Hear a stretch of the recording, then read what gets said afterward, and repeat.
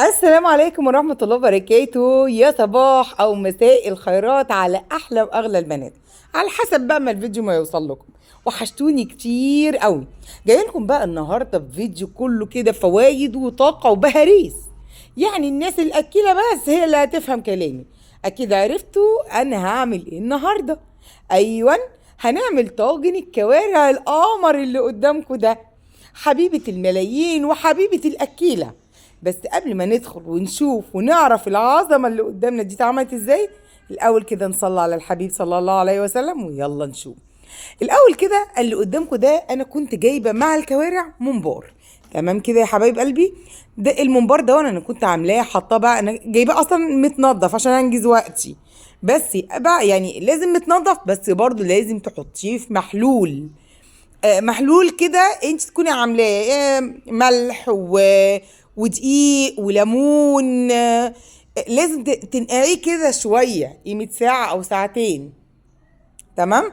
الحاجه هو انا كنت جايباه متنضف اصلا، بس ايه، وقلباه، بس لازم اعمله كده بصراحه. رحت حطاه في محلول دقيق زي اللي انا قلته لكم ده. ونشوف بصوا بقى، مش منزل حاجه خالص على فكره، بس لازم احطه كده. تمام. هركنه بقى على جنب قيمه ساعه ساعتين كده، واجيب الكوارع بتاعتي برضو القمر بتاعتنا دي. جبت ايه، قيمة 3 ليمونات كده، وقعدت اعصر فيهم زي ما انتوا شايفين كده. تمام كده. وملح كمان. تمام. تمام قوي. يعني ايه، وجبت بقى كمان دقيق. الدقيق يا جماعة بيشيل الزفارة بشكل رهيب. الدقيق بيشيل الزفارة بشكل رهيب جدا. وطماطمايه كمان لو في طماطم، بس انا ما حطيتش بصراحة. الخطوة دي نسيتها خالص. بروح حطها بقى في المحلول دون. وبجيب كمان، انا هجيب كمان ورق لورا، وهحطها برضو في المحلول دون. الورق اللورا بيشيل لو في ريحة زفارة وفي ريحة اي حاجة، بتتشال. وغير من كده كمان، لما تيجي تسلقيها بقى بتدي نكهة وبتدي ريق كده للكوارع معاكي. هسيبها قيمة ساعة او ساعتين كده برضو في محلول النقع اللي انتوا شايفينه ده. يبقى انا عملت الممبار زي ما انتوا شايفين اهون، وعملته اهو زي ما انتوا شايفين كده، وحطيته وركنته. وبعد كده رحت جبت الايه، الكوارع برضو حطيت. جبت بقى بعد ساعة او ساعتين بقى، يعني مر وقت جامد. شوف انا بوريكوا الدقيق عمل ايه فيه. يعني هي كانت متنضفة، بس عايز برضو يتحط في محلول زي ما انتوا شايفين. خلتها بصي، خلتها بيضة جدا. والملح بالليمون بالدقيق خلتها بصوا حاجة كده، حاجة كده من الآخر، يعني ما فيهاش ولا ذرة. أنا هوريكم دلوقتي كمان المية بتاعتها نازلة. المية بتاعت الممبار هتبقى نازلة يعني بيضة خالص. تعرفها انها بيضة خالص، لما اول ما تعرف انها بيضة خالص كده يبقى هي ايه، تمام التمام كده، نضيفة خالص يعني. هفضل اغسل فيها كده لغايه وابص كاني بغسل، بص بمرشها كده.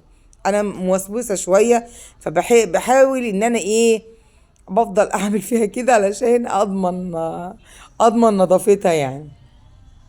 إيه، طالما ما فيش ماده لزجه بتطلع معاكي وتحسي انها كده بتزيق في ايدك كده، اعرفي كده انها نطفت على الاخر. شوف اديتها كام غسله كده، بس برضك ايه، الوسواس القهري ده وانا نعمل فيه ايه بقى. بس هو لازم كده بصراحه، يعني هو لازم الحاجات دي لازم تتعاملي معاها بغسيل كتير، وعايزه ميه كتير، وعايزه كل شويه بصراحه يعني. فبصي انا بوريكم الميه بتاعتها، بصوا الميه بتاعتها عامله ازاي. والممبار بصوا بقى ابيض، شمعة خالص ازاي.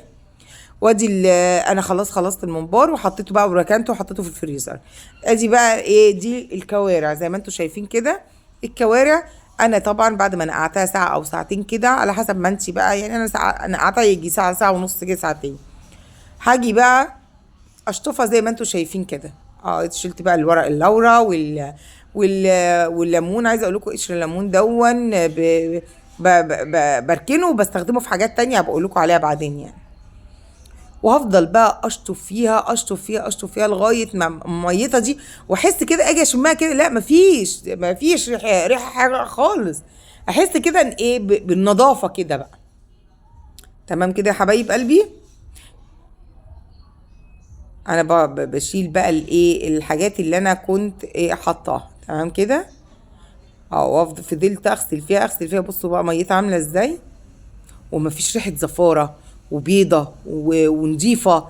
يعني عايزه اقول لكم بقى نظافه لا قبل ولا بعد بقى. انا بوريكم بصوا نظافتها، مدى نظافتها. انا اصلا بوصي عليها من قبلها بيوم. الحاجات اللي هي لحمه الراس، العكاوي، الكوارع، الممبار، الكرشه، الحاجات دي بوصي قبلها بيوم، لاني ما لازم اوصي عليها علشان تجيلي حلوه، تجيلي حاجه نظيفه بصراحه من حد معرفه، يعني جزار معرفه. لازم اقول له قبلها بيوم ويجيبها لي تاني يوم، يبقى لي بقى كل حاجه متنضفه، بس عشان انجز وقتي يعني. بس لازم نظافة ايدك برضك، لازم الحاجة دي بالذات تتغسل مرة واثنين وثلاثة وعشرة كمان.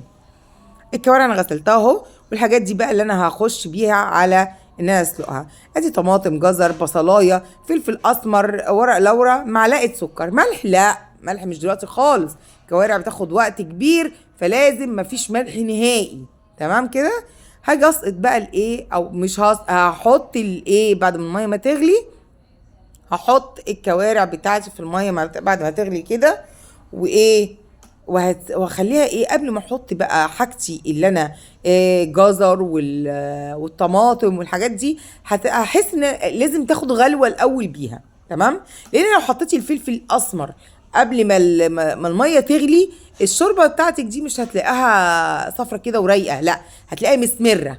فانت اصبري شويه لما تدي ايه، تاخد غلوه كده. طبعا هتعمل ريم كده من على الوش كده، فانت هتشيلي بالمعلقه كده، هتحاولي ان انت تشيلي بالمعلقه. تمام. وفي ناس بيقولوا بنشيل الريم دون بمنديل. والله انا جربت الموضوع ده قبل كده، مش هكدب عليكم يعني، والمنديل سقط مني في الشوربه، وما بقتش عارفه اطلع المنديل ولا اطلع الريم. بقتش يعني، قلت مشروع فاشل موضوع المنديل دون، ومش عاملاه تاني ابدا.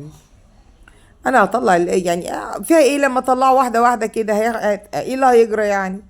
طلعت اهو الريم زي ما انتم شايفين كده، واحده واحده كده، بحيث اني انا الريم دون برضك على فكره خلي بالكم دي زفاره. لو انت سبتيها برضك الشوربه يبقى ليها نكهه، مش النكهه المعتاده، او مش النكهه الحلوه بتاعتنا. بعد كده حسيت انها غليت اهو زي ما انتم شايفين، رحت حطيت بقى البصلايه، الجزرايه، الطماطم، حطيت بقى بهاراتي، فلفل اسمر، ورق لورا، حبهان، معلقه سكر عشان تسهل لي انها تستوي بسرعه. وشوف بصوا بقى، عشان انا استنيت انها غليت. بصوا الشوربه عندي هنا رايقه وحلوه ازاي. الشوربه بقى ماما عايزه اقول لكم الشوربه دي انا بعملها مجات كده لاولادي يشربوها زي الشاي وزي النسكافيه. بقول لهم مثلا بدل ما تشربوا شاي، خدي انا عامله كوارع النهارده، خدي مج شوربه احسن. انا متعامله كده مع اولادي يعني، عصب جامد وفوائد عاليه جدا. انا بوريكم كل المراحل اهون اللي بتستوي فيها. ودي صلصه طبعا، الصلصه دي انا كنت عاملاها بقى عشان اعمل بقى ايه بيها طاجن العكاوي، الكوارع اقصد. بعد ما استوت اهو زي ما انتم شايفين كده، ويلا بقى بعد ما استوت عايزه اقول لكم كانت جميله جدا، والشوربه روعه روعه روعه. يعني اول ما بتدخل في السوا بقى بتروح حاطه ملحك ومظبطاه. تمام كده.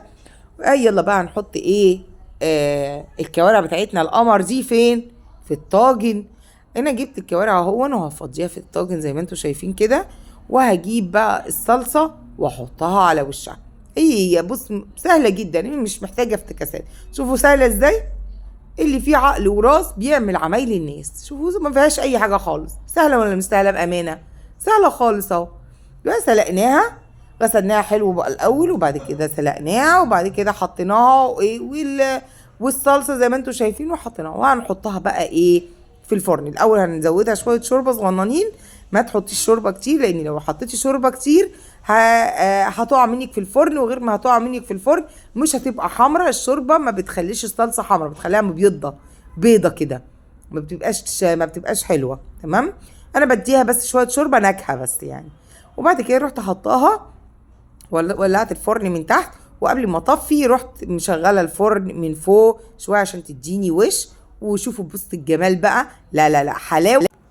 ويلا يا حبيبه قلبي، يلا قومي تشجعي كده وقومي اعملي الطاجن القمر اللي قدامك ده. ولو كنت وصلتي معاه لغايه هنا يلا حطي اللايك الحلو بتاعك وشيري الفيديو لاكبر عدد ممكن عشان غيرك يستفيد. وبحبكم في الله. باي يا احلى